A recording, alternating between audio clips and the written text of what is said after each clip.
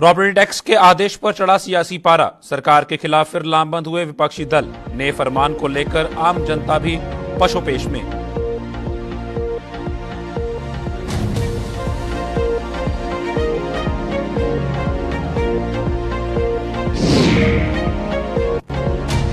हर्षदेव सिंह की आखिरकार हुई घर वापसी। पैंथर्स पार्टी का दोबारा से थामा दामन। आम आदमी पार्टी पर स्थानीय मुद्दों की अनदेखी का आरोप।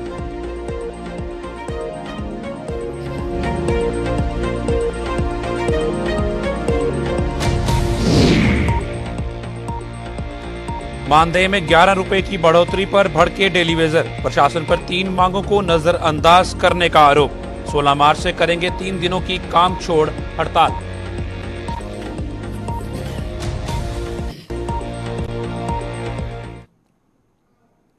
नमस्कार, जम्मू कश्मीर की खास खबरें देख रहे हैं आप सब। मैं हूं आपके साथ साहिल केरनी। चलिए शुरुआत करते हैं खबरों की।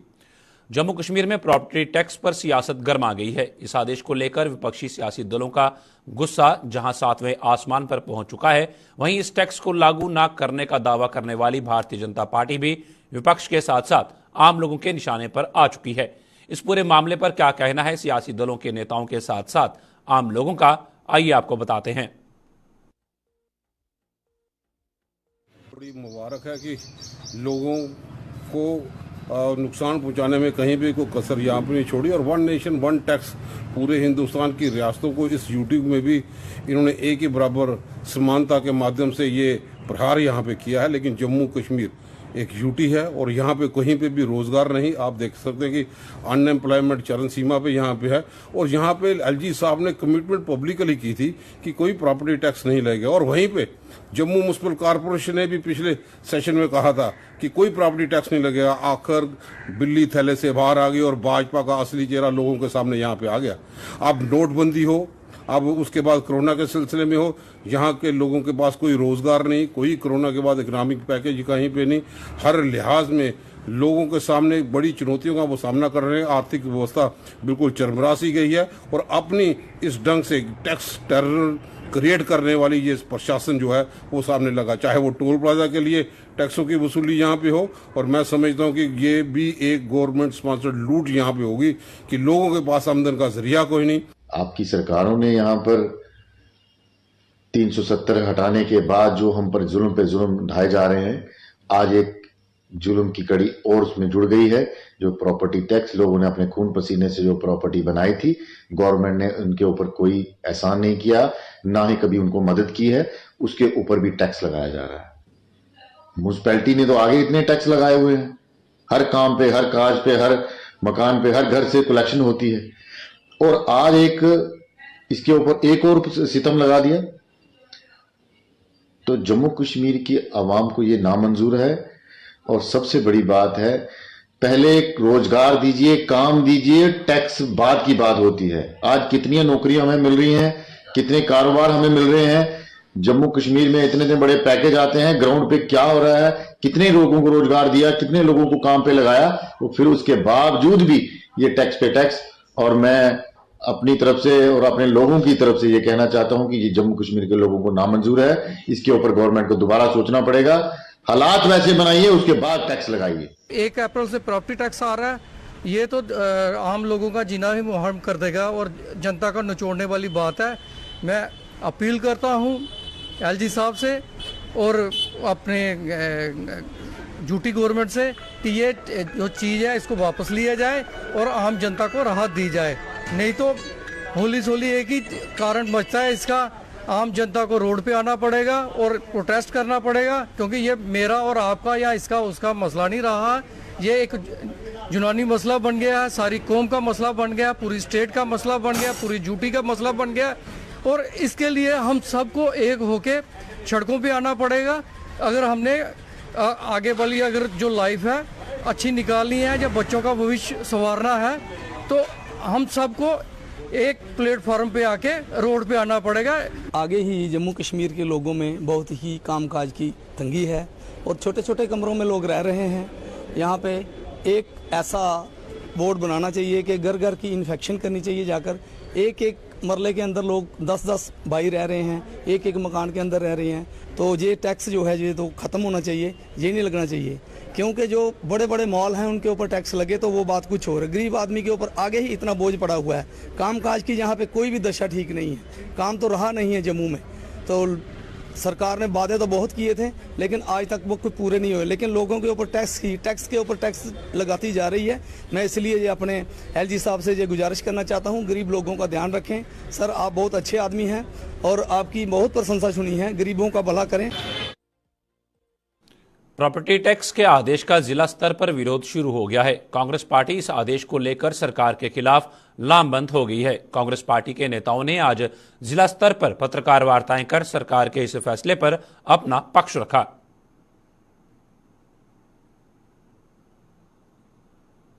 मैं सरकार से यही सवाल पूछना चाहती हूँ कि ये सब चीजें आप क्या सोचकर, मुझे तो लगता है कि अडानी जी जो शेयर गिरा चुके हैं, मुझे तो लगता है जम्मू कश्मीर के लोग अब उनको ये भरपाई यहाँ से करने वाले हैं अडानी जी के नुकसान का। और जम्मू कश्मीर के लोग समझ क्यों नहीं रहे हैं। आज भी कई लोग कमेंट्स में ये लिखते हैं कि बहुत अच्छा हो रहा है, सभी लोग टैक्स पे करते हैं, हम कौन सा नया ये वो चीजें कर रहे हैं। तो जैसे हमारे पहले भी साथियों ने बताया कि आप बाहर की जो बड़ी सिटीज है उन लोगों की आप इनकम भी तो देखिए ना। हम लोगों की इनकम क्या है? आज भी हमारे यहाँ पर एक इंसान 4 और 5 हजार की कमाई के ऊपर जी रहा है, तो वो लोग टैक्स कहाँ से पे करेंगे? तो मैं ये कांग्रेस पार्टी हमेशा ये चीजों का विरोध करती है। जो लोगों के हित में चीजें नहीं कर रही है सरकार, और इसका विरोध हम शरेआम करते हैं। यह मांग करते हैं कि सरकार तुरंत अपने इस काले कानून व तानाशाही जो ऑर्डर निकाला है इसे वापस करे। मैं ये बता देना चाहता हूं कि सरकार को लोगों को मूलभूत सुविधाएं की मैं बात करूं, बिजली और पानी ये देने के लिए कुछ नहीं है। मैं उधमपुर की बात करूं, आप देखिए दिन में 6-6 घंटे के बिजली की कटौती की जा रही है, लेकिन बिजली के बिल में 18% टैक्स लगाया गया है। पानी हफ्ते में 4 दिन आता है लेकिन उस पर भी टैक्स लगाया गया है। रोड पे टैक्स लगाया गया है, यहां तक कि खाने के आटे पे भी टैक्स लगा दिया गया है। मुझे लगता है कि सिर्फ अब लोगों को खाने के लिए तो बुरी हालत है, गरीब विरोधी सरकार है। आज हम आज प्रेस वार्ता के माध्यम से सरकार से मांग करते हैं कि अपने इस तानाशाही ऑर्डर को वापिस करें, नहीं तो 1 अप्रैल से जो इन्होंने कहा है कि टैक्स वसूला जाएगा, 1 अप्रैल के बाद हम लगातार आम लोगों के साथ। पिछले दिनों आम आदमी पार्टी से किनारा कर चुके हर्षदेव सिंह की आज आखिरकार घर वापसी हो गई है। हर्षदेव सिंह ने आज दोबारा पैंथर्स पार्टी का दामन थाम लिया, जिनका उनके सहयोगियों ने गर्मजोशी से स्वागत किया। आम आदमी पार्टी का से किनारा करने के संबंध में पूछे जाने पर हर्षदेव सिंह ने बताया कि राष्ट्रीय स्तर के सियासी दलों को प्रदेश स्तर के मुद्दों से कोई लेना देना नहीं रहता है, जिन्हें सिर्फ राष्ट्रीय हित के मुद्दों की ही परवाह होती है। यही वजह है कि आम आदमी पार्टी से उन्होंने जो उम्मीदें लगा रखी थी वो सभी धूमिल हो गई और उन्होंने पैंथर्स पार्टी में वापसी कर ली।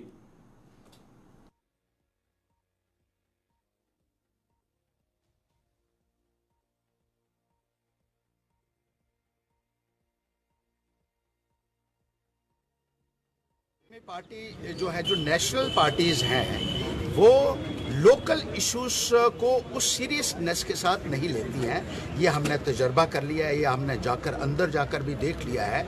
उनकी हमेशा प्रायोरिटीज कुछ और रहती है। लोगों का ये मानना था कि आप आइए, यहाँ एक इंडिपेंडेंट प्लेटफॉर्म के ऊपर खड़ा होकर आप अपनी बात कर सकते हैं, लोगों के दिल की बात कर सकते हैं। और सबसे बड़ी बात यह है कि हमें लोगों की बात करने के लिए किसी से परमिशन लेने की जरूरत नहीं है। इस प्लेटफॉर्म से जिन लोगों के पास कुछ नहीं है उनके पास इल्जाम होते हैं, तो वो लगाते रहे। जो पैंथर्स पार्टी ने किया है वो सबके सामने, जो हमने किया है वो सबके सामने है।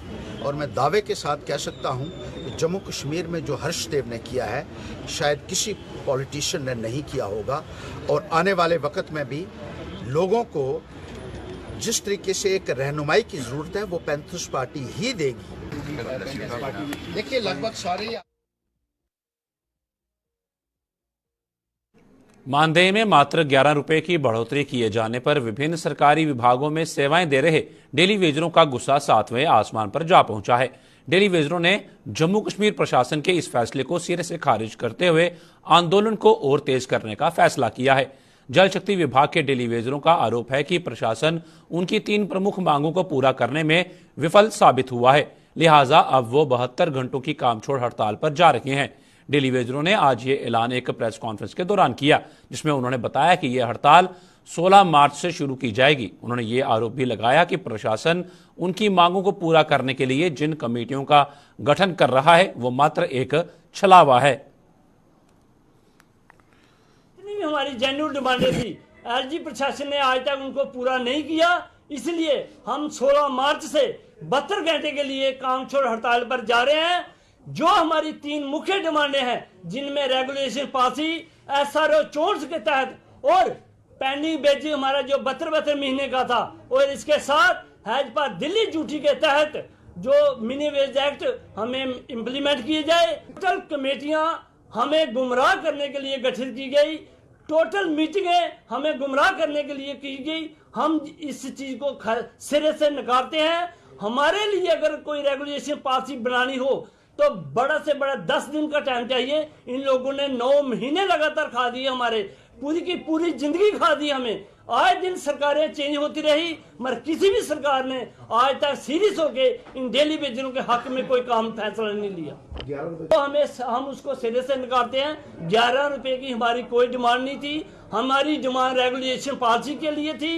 जो डेली वेजरों के साथ एक बद्दा मजाक है, हम इसे सिरे से नकारते हैं।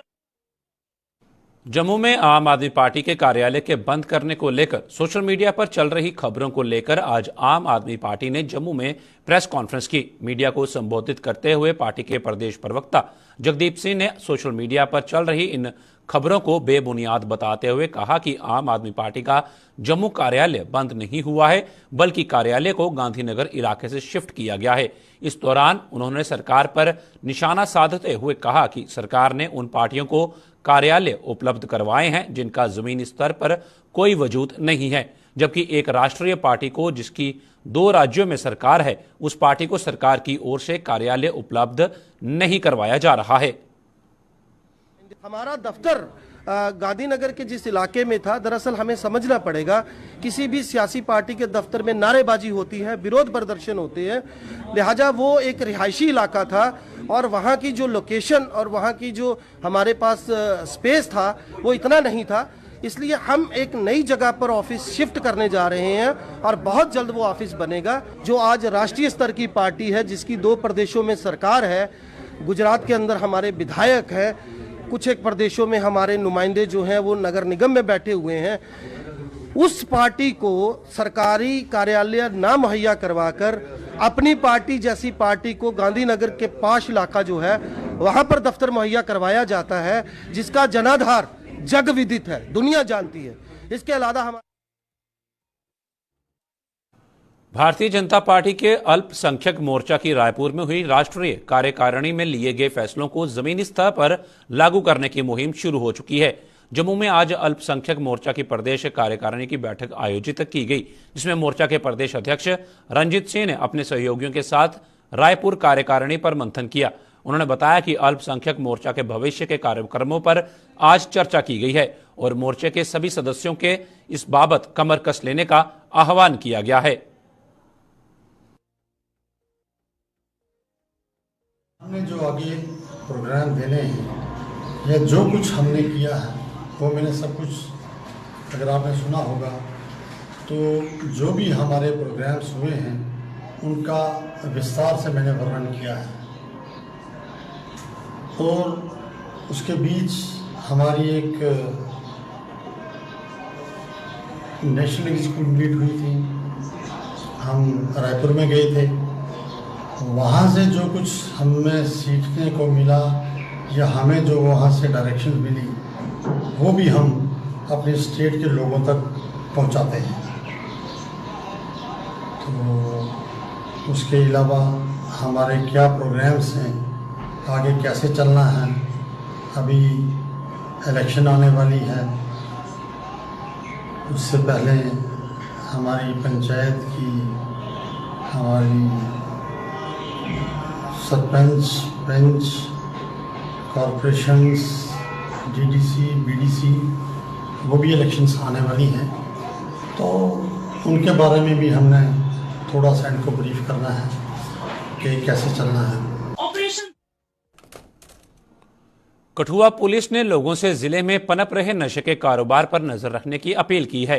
जिले के एसएसपी शिवदीप सिंह ने कहा कि इस सामाजिक बुराई की रोकथाम के लिए पुलिस तो अपना दायित्व निभा ही रही है, साथ ही साथ आम लोग भी अपने आस पड़ोस में नजर रखकर नशा तस्करों की जानकारी पुलिस को दे सकते हैं, जिसके लिए एक हेल्पलाइन नंबर भी जारी किया गया है। एसएसपी ने इस दौरान समाज को दीमक की तरह चाट रहे नशे के दुष्प्रभावों के प्रति लोगों को जागरूक करने के लिए एक रैली की शुरुआत करवाई, जिसमें कई स्कूलों के बच्चों ने भाग लेकर समाज के प्रति अपनी जिम्मेदारी निभाई।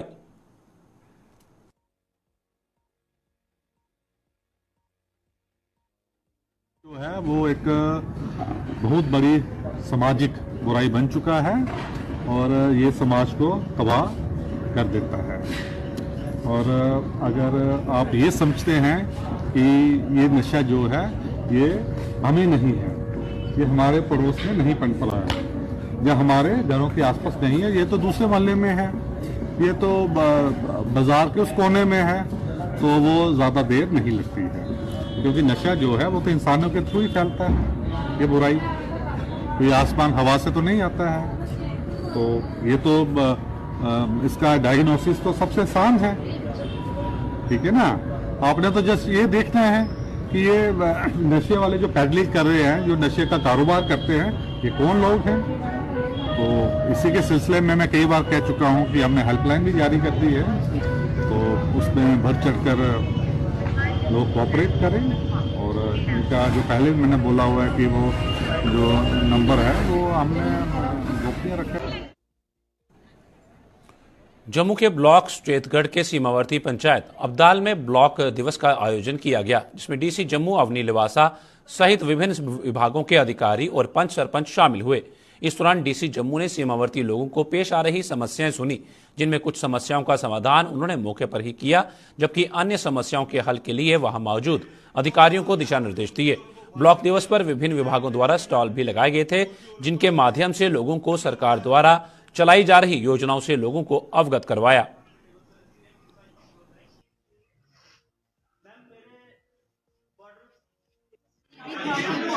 के नज़दीक आके लोगों की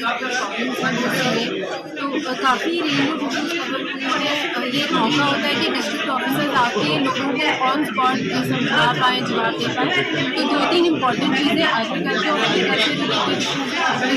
का ऑन स्पॉट लोगों को समझाया गया। फिर रूरल डेवलपमेंट अक्सर एक्चुअली ये भी होता है कि लोगों को जानकारी कम होती है, तो मैं मानती हूँ कि ब्लॉक दिवस का एक ये बहुत बड़ा और इम्पॉर्टेंट पर्पस है कि गवर्नमेंट की जो स्कीम है वो कई बार थोड़ी मुश्किल लगती है समझने में। इस मौके का इस्तेमाल करके लोगों को समझाया भी। एक इम्पॉर्टेंट इशू जो आजकल पूरे JNK में है कि सोशल वेलफेयर की जो पेंशन है उनके लिए डॉक्यूमेंट्स, तो उसके लिए अगले 10 दिन में पूरे स्टेट ब्लॉक में कैंप्स लगाए जाएंगे, वो भी इंस्ट्रक्शन। पुंछ में हमारे चैनल की एक और खबर का असर दिखा है। पुंछ प्रशासन ने पुलिस्त नदी के किनारे कचरे के डंपिंग यार्ड को अजोट इलाके में शिफ्ट कर दिया है। आपको बता दें कि पुंछ कस्बे से निकलने वाले कचरे को पिछले कई सालों से पुलिस्त नदी के किनारे पर फेंका जा रहा था। नदी के किनारे कूड़ा डंप करने से जहां नदी का पानी प्रदूषित हो रहा था, वहीं इस गंदगी से बीमारियां भी फैल रही थी। लोगों की इस परेशानी को गुलिस्तान चैनल ने प्रमुखता से उजागर किया था, जिसके बाद प्रशासन ने हरकत में आते हुए कस्बे से निकलने वाले कचरे पुलिस नदी के किनारे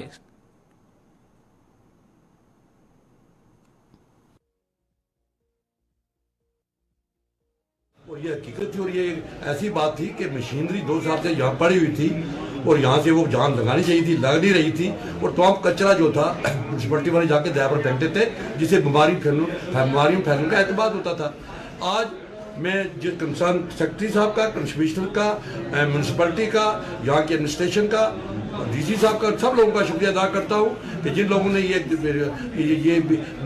लबैक किया गुलिस्तान की न्यूज़ को, तो हम लोगों की बातों को लबैक किया, सुना, उसके बाद ये लग रही है बाहर मशीनरी, जिससे ये होगा कि बीमारियाँ खत्म होंगी, एक डिस्पोजल होगा, जिस तरह जहाँ पे मशीनरी होगी तो इससे हज़ारों में कहता हूँ बीमारियाँ दूर शुरू होंगी।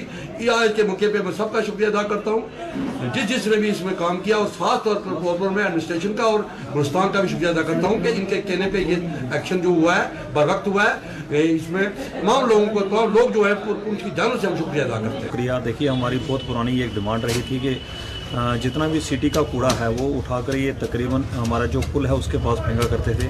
हमारी ये बहुत पुरानी एक डिमांड रही एडमिनिस्ट्रेशन को कि यहाँ से जितना भी पानी है वो पूरी सिटी को सप्लाई होता था। तो हमने कई बार आपके चैनल गुलिस्तान पे भी इस चीज़ को उठाया और गुलिस्तान ने भी इसको हायर लेवल तक पहुँचाया और आज उसका एक असर दिखने में आया है कि डिस्ट्रिक्ट एडमिनिस्ट्रेशन ने जो मशीनरीज तकरीबन 2-3 साल से पड़ी हुई थी, जो कूड़ा करकट जो हमारा एक उन्होंने प्लेस जो पहले बताया था कि वहाँ उसको लगाना है, उस पे नहीं फेंका जा रहा था म्यूनसिपैलिटी की ओर से। और अब जो आपकी न्यूज़ का असर हुआ उसकी वजह से जो एक मशीनरीज थी वो भी लगनी शुरू हो गई है और वो आपकी न्यूज़ का असर हुआ है। हम डिस्ट्रिक्ट एडमिनिस्ट्रेशन का और आपके चैनल का बहुत बहुत शुक्रिया करते हैं जिन्होंने पुंछ की आवाज़ को हमेशा उठाया और पुंछियों के साथ रहा है। शुक्रिया।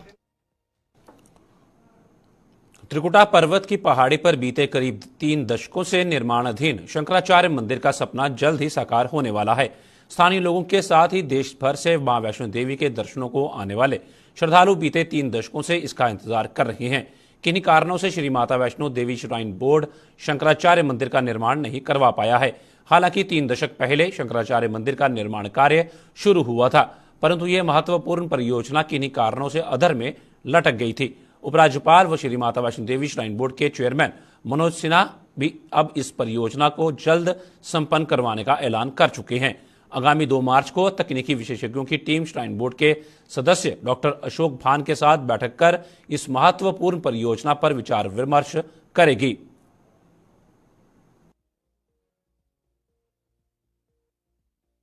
मोहन जी थे जब 86 में वो हुआ था, टेक ओवर हुआ था, तो उन्होंने यहाँ पे इसका काम शुरू करवाया था, बड़े अच्छे तरीके से करवाया था।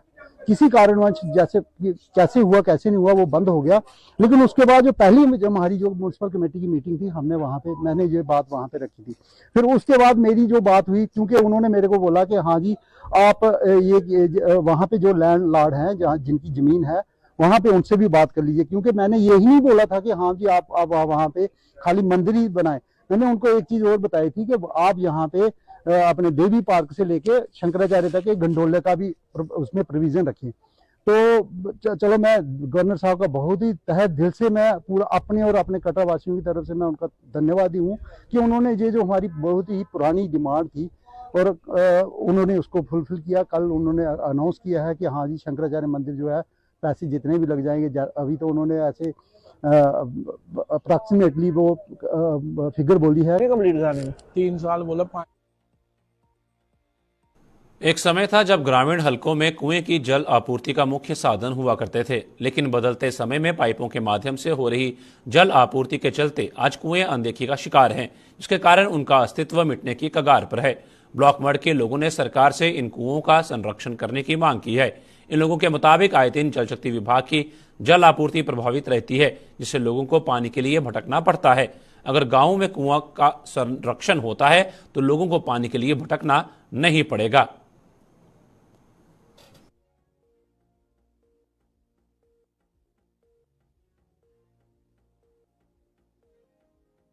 कि जितने भी हमारे कुएं होते थे हम इन्हीं कुओं का पानी पीते थे और वहाँ बड़ी देख रेख होती थी।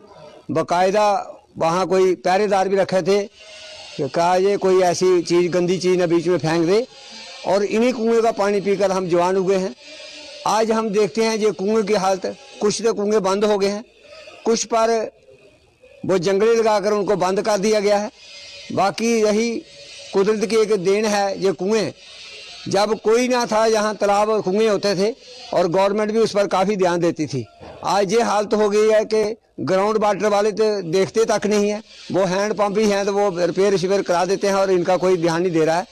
मैं ये गवर्नमेंट से दरख्वास्त करूँगा कि इन कुओं का दोबारा से देख रहे हो ताकि पानी लेवल हमारा बढ़े। कुएं हमारे लिए बहुत ज़रूरी थे। पहले तो कुएं से ही पानी पीते थे, हम छोटे थे इधर से ही पानी निकालते थे, इधर से ही पीते थे, तो इधर से ही सारा हमारा चलता था। गवर्नमेंट ने इधर कोई इनका ध्यान ही दे रही है, कुओं का ध्यान ही दे रही है।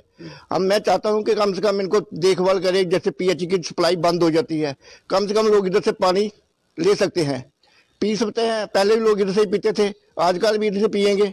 तो कम से कम मैं चाहता हूँ गवर्नमेंट को इसका थोड़ा ध्यान दे दे बस।